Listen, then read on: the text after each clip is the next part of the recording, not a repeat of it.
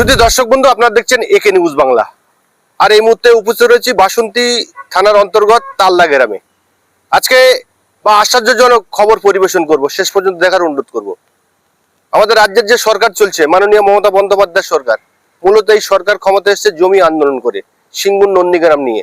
আর ক্ষমতায় আসার পরে প্রতিনিধিরা তারা জমি হাঙরে পরিণত হয়েছে। আর আজকে এই তালদায় মসজিদের জায়গা, সেই মসজিদের জায়গায় তৃণমূলের মেম্বার তারা সেই মসজিদের জায়গা জোর করে দখল করে নিতে পারছেন। এই যে দেখতে পাচ্ছেন যে ব্লু রঙের মসজিদ রয়েছে, আর সামনে যে এই বাঁশ দিয়ে ঘেরা যে এইগুলোকে দখল করে নিতে। মসজিদের যে হয়েছে সেই মসজিদের পার্কিং প্লট, অর্থাৎ বাসন্তী হাইওয়ের পাশে যে মসজিদ রয়েছে, মসজিদের পার্কিং করার জন্য যে কেউ যদি নামাজ পড়তে আসে সেই জায়গায় গাড়ি রেখে সে নামাজ পড়তে পারবে। সেই পার্কিং প্লটটা এই তৃণমূলের জমি হাঙররা তারা জোর করে দখল করে নিতে যাচ্ছে। যারা জমি দখল দান করেছে, যারা মসজিদ তৈরি করার জন্য জমিটা দিয়েছে, তারা প্রতিবাদ করে, তাদের বাড়ি চড়া হয়, তাদেরকে মারধর করে, তাদেরকে বলা হয় যে সমস্ত জমি লিখে দিতে হবে তাদের নামে। তারা ঠিক কি বলছেন শোনাবো আপনাদের। স্বামী মৃত আউয়াল আলী সরকার, উনি হাই রোডের পাশে জায়গা কেনেন, ওনার নিয়েছিল মসজিদ করার জন্য। আর মসজিদ করার নিয়েতে উনি 7 কাঠা ওয়াকফ করেন। ওয়াকফ করার পরে মসজিদ হলো, উনি মসজিদ পুরো বানিয়ে দিয়ে উনি মারা গেছে। গেলিয়ে এখন ওই হাই রোডের পাশে আমরা কিছুটা জায়গা উনি রেখে দিয়ে গেছে। ওনার নিয়ে যে ভালো ভালো মানুষ নামাজ পড়তে আসবে, ওখানে গাড়ি রাখবে, রেখে তারা নামাজ পড়বে। কিন্তু এখন পালান মোল্লা 1 নাম্বার, ওই আনার আলী মোল্লা, ওই সাদেক সর্দার, ওরা সবাই কুরবান লস্কর, ওরা 5 জন দোকান করছে। মহিনুদ্দিন শেখ দোকান করছে।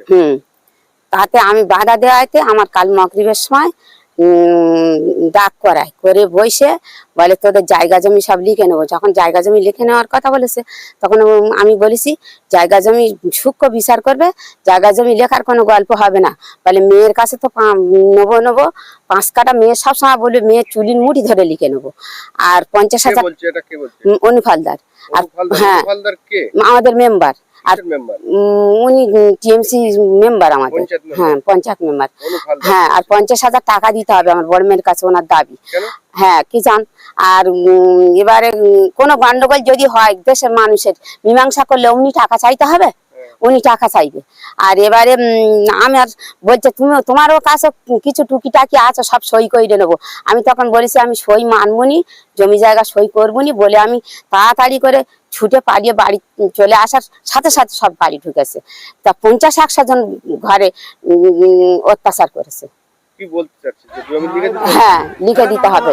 আর এরম ইট মারতেছে, লাঠি মারছে, রান্নাঘর ধরে দিচ্ছে, বোর কাছ থেকে মোবাইল কেড়ে নিয়ে চুলে ফেলে দিচ্ছে, এইসব কিছু করছে।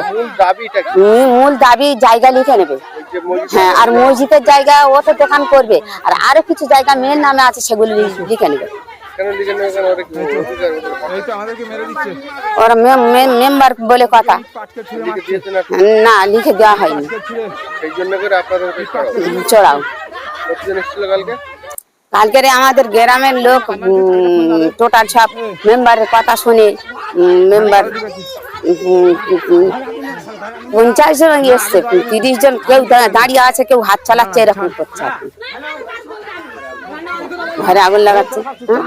আমার নাম রাবিয়া। বিষয়টা হলো স্বপন হালদার আর অনুপ হালদার, এরা সবসময় মানুষের জমি জায়গা কোথায় ফাঁক আছে এরা দেখে দেখে বেড়ায়। আমাদের অরিজিনাল কেনা সম্পত্তি, সেই সম্পত্তি এর আগেও আমাদের থেকে জোর করে কিছু জায়গা আমাদের থেকে লিখে নিয়েছে, ভুল ভ্রান্তি আমাদের বুঝিয়ে, কিন্তু আমাদের জায়গা সঠিক, ভুল ভ্রান্তি বুঝে লিখে নিয়েছে। আর বাকিটা যা আছে সেগুলোও লিখে নেবে বলে আমাদের তাড়া করে বেড়াচ্ছে। ঘর বাড়ি উচ্ছেদ, এর আগে আমার দলিল রেকর্ড সব কেড়ে নিয়েছে। স্পটে স্বপন হালদার আর অনুপুর থেকে আমার হাত থেকে ছিনিয়ে নেয়, এবং আমার ঘরে উঠতে দেয়নি, বলেছে চুলের মুঠি ধরে লিখে নেবো। ওদের ভয়তে আমি পালাই 6 মাস বাড়ি ছাড়া হয়ে। এইবারে এসে আমি কি করে ঘরে উঠবো। এবারে থানায়তে একটা ডায়েরি দেই, ডায়েরি দেওয়ার পরে তারপর ভয়ে ভয়ে এসে ঘরে উঠি। এইবার ঘরে উঠেছি, বেশি দিন হয়নি, 1-1.5 মাস হচ্ছে। এর মধ্যে ওরা প্ল্যান সাজাচ্ছে। আর অনুপ বলছে গ্রামের লোকদেরকে সব ভেজে মানে শিখিয়ে দিয়েছে যে তোরা ওদের গিয়ে ঘর বাড়ি ভাঙচুর করে উচ্ছেদ করবি, যা ম্যাটার সামলাবার আমি সামলাবো। মসজিদের পাশে যে দোকানগুলো করছে যে বাঁশ বেড়া দিয়ে, ওইগুলো কারা করছে? এইগুলো আমাদের ওই ভুয়ো কটা কমিটি সেজেছে মসজিদের, সেই যে তারা ওই দোকানগুলো করছে, আর ওরা ওই জন্য অনুপের সাথ দিচ্ছে, ওরা বাঁচবে, অনুপও বাঁচবে, এই হচ্ছে এদেরও স্বার্থ আছে আর ওদেরও স্বার্থ আছে, এই মসজিদের জমি জোর করে দখল করেছে। হ্যাঁ সেই মসজিদের জমি দান করেছে কি আপনার আব্বা? আমার আব্বা। হ্যাঁ, কত কাঠা জমি দান করেছে? 7 কাঠা দান করেছে। এইরকম এর আগে এরকম সিচুয়েশন করে আমাদের সঙ্গে মেরে ধরে আরেক কাঠা আমাদের থেকে লিখে নিয়েছে, সে আমাদের খরচায়। হ্যাঁ, একবার নিয়ে নিয়েছে বলেই বারবার এরকম হ্যাঁ হ্যাঁ হ্যাঁ নিয়ে ফের 8 কাঠা করে নেছে, তাতেও হয় না, এখনো ফের যা আরো আছে সবকিছু লিখে দিতে হবে। তাহলে এই কি দেশের আইন বিচার, এই মেম্বার প্রধানের বিচার? প্রশাসনকে জানিয়েছিলেন? প্রশাসনকে জানিয়েছি, প্রশাসন ওদের হাত, প্রশাসন এই তো কেস দিতে গিয়েছি, এখন কেস নেয়নি, আপাতত কালকে যেতে বলেছে, কি করা যায় দেখি। কোন থানা আপনাদের? বাসন্তী থানা। অফিসার কি বলছে? অফিসার বলছে কালকে আসো, ইনকোয়ারি যাবে, কিন্তু ইনকোয়ারি জানারা এসেছিল, তারা একটু আগে ফোন করেছিল, আমরা ইনকোয়ারি গিয়েছিলাম কাল রাতে, আর যাব না, তা কালকে তোমার 10টার মধ্যে থানায় এসো। ওদের উদ্দেশ্যটা কি? আপনাদের যে আপনার ভাই নেই নাকি? না না, আমরা 3 বোন। 3 বোন। তো বোনেদের জমি সব অনুপ হালদার কিভাবে হয়? আপনার যদি চাচাতো ভাই থাকে তারা নিতে পারে, অনুপ হালদার আরেকজন কার নাম বলছে, এরা কিভাবে পায় জমি? অনুপাল্লা, সমন হালদার, এরা এদের অডেল সম্পত্তি, তাও এরা গরিব কাঙালদের কোথায় কি ছুট আছে, কার রেকর্ড নি, কার দাগ নাম্বার ভুল আছে, সেইভাবে ওই জায়গাগুলো ওরা নেবে। এখন আর নিয়ে আসছে। থানায় গেছিলেন, কি বলেছে? থানায় গিয়েছি, ডায়েরি নেয়নি, এখন বললো কাল 10টায় এসো। কি নাম আপনার? মাহমুদা ঢালি। আমাদের এই গন্ডগোলের ইস্যুটা হচ্ছে অ্যাকচুয়াল সম্পত্তি নিয়ে। কালকে এরা ইস্যু খুঁজে বেড়াচ্ছিল আমাদের অঞ্চলের এই প্রধান অনুপ মণ্ডল, আর তার সঙ্গে আছে আমাদের স্বপন হালদার, এরা উপযোগী সম্পত্তির মালিক। তো এরা ওই কোনো সম্পত্তি যদি হালকা দাগ নাম্বারের বা মিস্টেক পায়, তো সেই ইস্যু করে এরা কি করে যে এই জায়গাটা আমার নামে উইল করে দাও, বা এই জায়গাটা মানে ফাঁক খুঁজে পুরো দখল করার চেষ্টা করে। এইভাবে আমাদের কাছ থেকে এর আগেও সম্পত্তি দখল করে নিয়েছে, আর এখনো নেওয়ার চেষ্টা করছে। তো সেই ক্ষেত্রে আমাদের কাছে পেরে ওঠেনি।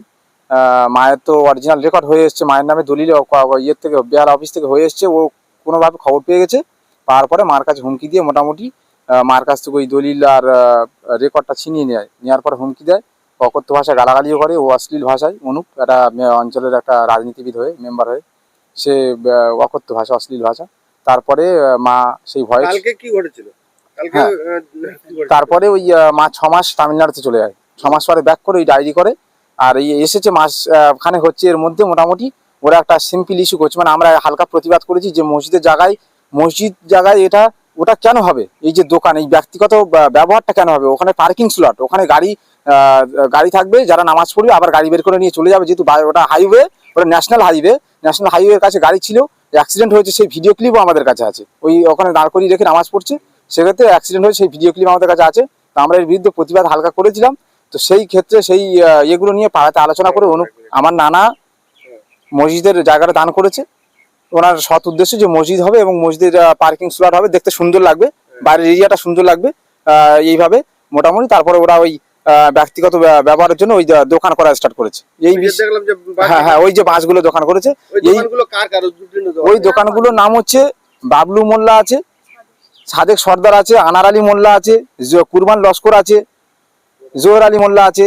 এরা 4-5 জন মিলে মোটামুটি এদের একটা পাওয়ার আছে এখানে, এই পাড়াতে এরা একটা পাওয়ার, এদের একটা রাজনীতিক নয়, রাজনীতিক হালকা মেম্বারের একটা সোর্স আছে, আর দ্বিতীয়ত এদের একটা রিলেশন, মানে এদের বংশের একটা ক্ষমতা। এই যে ক্ষমতার বলে এরা কি করছে যে এই জায়গাগুলো করবে, অথচ আমাদের কাছে একটা কিছু মনে গুরুত্ব দেয়নি যে এদের কাছে একটু জানানোর প্রয়োজন মনে করি। তো এইভাবে ওরা করেছে, আমরা প্রতিবাদ করাই, এরা পাড়া নিজেদের মধ্যে আলোচনা করে মোটামুটি কালকে সন্ধ্যাবেলায় একটা ফল্ট ইস্যু, মানে একটা মিথ্যে ইস্যু করে আমাদের নিয়ে বসিয়ে, আর এই গন্ডগোলটা আমাদের মধ্যে করলো। কালকের যে ঘটনা, বাড়ি ভাঙা, ঘরে আগুন থেকে শুরু করে মোবাইল আগুনে দিয়েছে, সেই ভিডিও মোবাইল আমাদের কাছে পড়ে রয়েছে, আমরা এক্ষুনি মোবাইলটা দেখিয়ে দেবো, যা ছাই হয়ে গেছে, মোবাইল এখন রয়েছে। হ্যাঁ, প্রশাসন এসে কালকে ইনকোয়ারি করেছে, কালকে সন্ধ্যে 6টা থেকে হচ্ছে, প্রশাসন 1 ঘন্টা লেটে আসছে। প্রশাসন বলছে যে লাশ পড়েছে, প্রশাসন গুরুত্ব দিচ্ছে না। তারপরে মোটামুটি সেই 7টা থেকে 11টা পর্যন্ত ইনকোয়ারি করছে, করার পরে আজকের আমাদেরকে হ্যারেস করাচ্ছে। পুলিশ স্টেশনে গেছি, বলছে একবার বলছে মেজবাবুর কাছে যান, মেজবাবু বলছে ওনার কাছে যান, উনি বলছে আপনারা আসুন, আমরা ক্যাম্পে থেকে বলেছি, পুলিশ কখন আসবে জানি না। আবার এখনই একটু আগে ফোন করলো, করে বললো কালকে আপনার আবার পুনরায় বড়বাবুর সঙ্গে দেখা করুন। মানে এইভাবে আমাদেরকে হ্যারেস করানো হচ্ছে। থানায় ক্যাম্পে যাওয়ার পরে স্যারের কাছে গিয়ে বলছি যে আমাদের বাড়ি এরকম জায়গা জমি সমস্যা নিয়ে বাড়ি চড়া হয়ে মারতে এসেছে। আমি কোনো রকমে গিয়ে থানায় যাই, একা যাই। যাওয়ার পরে ওখানে গিয়ে বলেছি, বলার পরে ওনারা বলছেন আপনাদের কি হয়েছে, লাশ একটাও কি লাশ পড়েছে, খুন হয়েছে না? আমি বলি, "তা খুন হয়নি" বলছে। আমার কাছে ফোন আছে, আমার কাছে খবর আছে। উনি কানে ফোন ধরে আছে এবং আমার সঙ্গে কথা বলছিলেন। কথা বলার পরে আমি বলি তাহলে আপনারা কি ধর্ষণ হয়ে যাওয়ার আগে আমরা এসেছি, ধর্ষণ হয়ে যাওয়ার পরে তারপরে আপনি যাবেন? তারপরে বললাম যে আপনারা খুন হয়ে যাবে তারপরে যাবেন? বলছে হ্যাঁ আমরা তারপরে যাবেন। আমি বলি আমাদের বাড়ি কি হচ্ছে, আপনারা আগুন ধরিয়ে দিচ্ছে, আপনি চলুন। বলছে আপনার কোথায় কি আমার যেতে হবে? আপনি থানার অফিসার বলছে? হ্যাঁ, থানার অফিসার বলছে।